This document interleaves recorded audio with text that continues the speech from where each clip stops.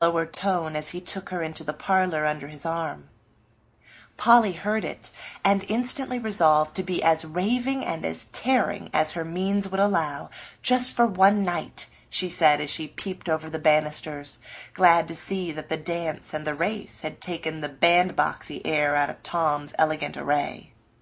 I deeply regret being obliged to shock the eyes and ears of such of my readers as have a prejudice in favor of pure English by expressions like the above, but having rashly undertaken to write a little story about young America, for young America, I feel bound to depict my honored patrons as faithfully as my limited powers permit.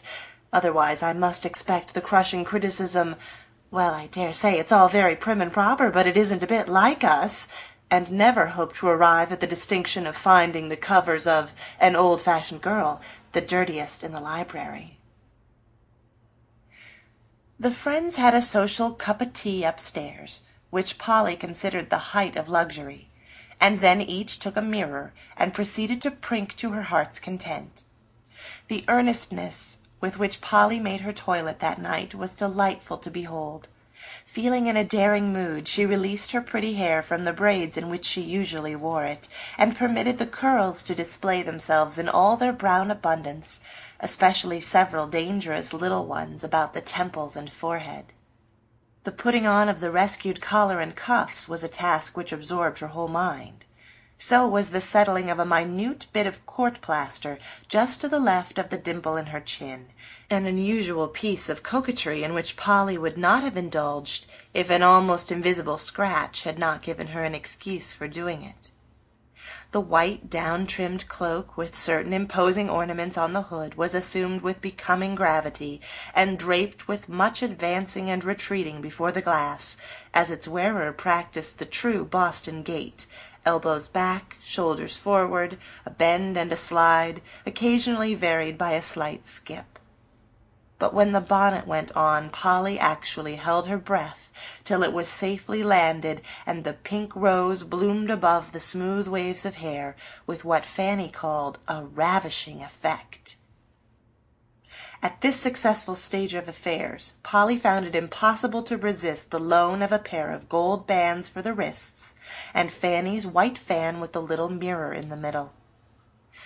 "I can put them in my pocket if I feel too much dressed," said Polly, as she snapped on the bracelets, but after a wave or two of the fan she felt that it would be impossible to take them off till the evening was over, so enticing was their glitter. Fanny also lent her a pair of 3-button gloves, which completed her content, and when Tom greeted her with an approving, "Here's a sight for gods and men! Why, Polly, you're gorgeous!" she felt that her fun had decidedly begun. "Wouldn't Polly make a lovely bride?" asked Maud, who was revolving about the two girls, trying to decide whether she would have a blue or a white cloak when she grew up and went to operas. "Faith, and she would. Allow me to congratulate you, Mrs. Sidney," added Tom, advancing with his wedding reception bow and a wicked look at Fanny. "Go away! How dare you!"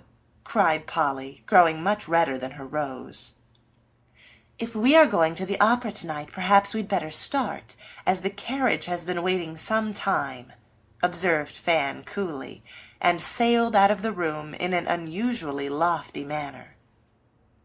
"Don't you like it, Polly?" whispered Tom as they went downstairs together. "Very much." "The deuce you do." "I'm so fond of music, how can I help it?" "I'm talking about Sid." "Well, I'm not." "You'd better try for him." "I'll think of it." "Oh, Polly, Polly, what are you coming to?" "A tumble into the street, apparently," answered Polly as she slipped a little on the step, and Tom stopped in the middle of his laugh to pilot her safely into the carriage, where Fanny was already seated. "Here's richness," said Polly to herself, as she rolled away, feeling as Cinderella probably did when the pumpkin coach bore her to the first ball, only Polly had 2 princes to think about, and poor Cinderella on that occasion had not even one. Fanny didn't seem inclined to talk much, and Tom would go on in such a ridiculous manner that Polly told him she wouldn't listen, and began to hum bits of the opera. But she heard every word, nevertheless, and resolved to pay him for his impertinence as soon as possible by showing him what he had lost.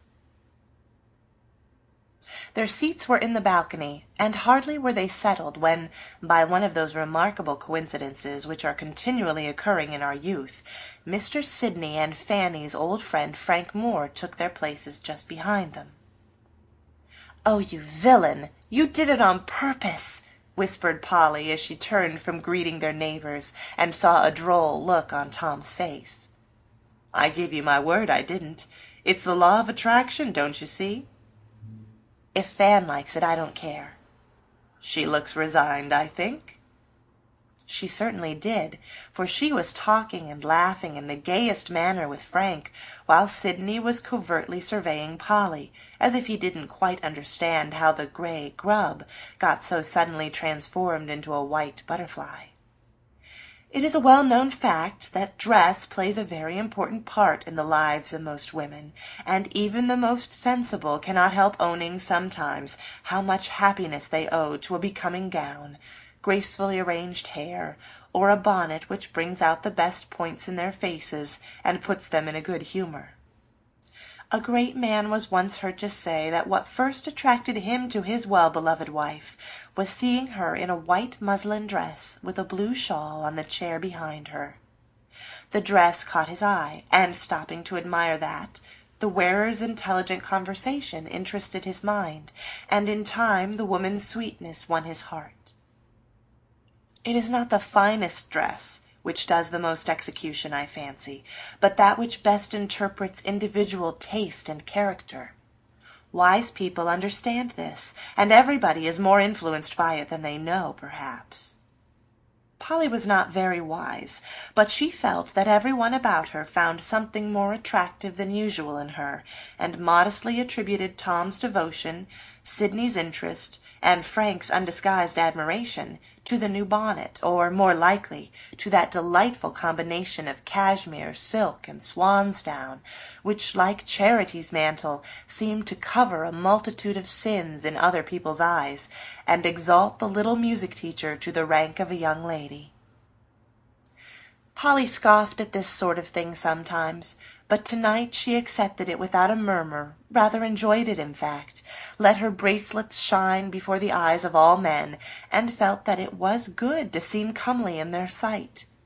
She forgot one thing, however, that her own happy spirits gave the crowning charm to a picture which everyone liked to see, a blithe young girl enjoying herself with all her heart. The music and the light, costume and company, excited Polly, and made many things possible which at most times she would never have thought of saying or doing. She did not mean to flirt, but somehow it flirted itself, and she couldn't help it, for once started it was hard to stop, with Tom goading her on, and Sidney looking at her with that new interest in his eyes. Polly's flirting was such a very mild imitation of the fashionable thing that Trix and Company would not have recognized it, but it did very well for a beginner, and Polly understood that night wherein the fascination of it lay, for she felt as if she had found a new gift all of a sudden, and was learning how to use it, knowing that it was dangerous, yet finding its chief charm in that very fact. Tom didn't know what to make of her at first, though he thought the change uncommonly becoming, and finally decided that Polly had taken his advice and was setting her cap for Sid, as he gracefully expressed it. Sidney, being a modest man, thought nothing of the kind, but simply fancied that little Polly was growing up to be a very charming woman. He had known her since her first visit, and had always liked the child. This winter he had been interested in the success of her plans, and had done what he could to help them, but he never thought of falling in love with Polly till that night. Then he began to feel that he had not fully appreciated his young friend, that she was such a bright and lovable girl it was a pity she should not always be gay and pretty and enjoy herself, that she would make a capital wife for somebody, and perhaps it was about time to think of settling, as his sister often said. These thoughts came and went as he watched the white figure in front, felt the enchantment of the music, and found everybody unusually blithe and beautiful. He had heard the opera many times,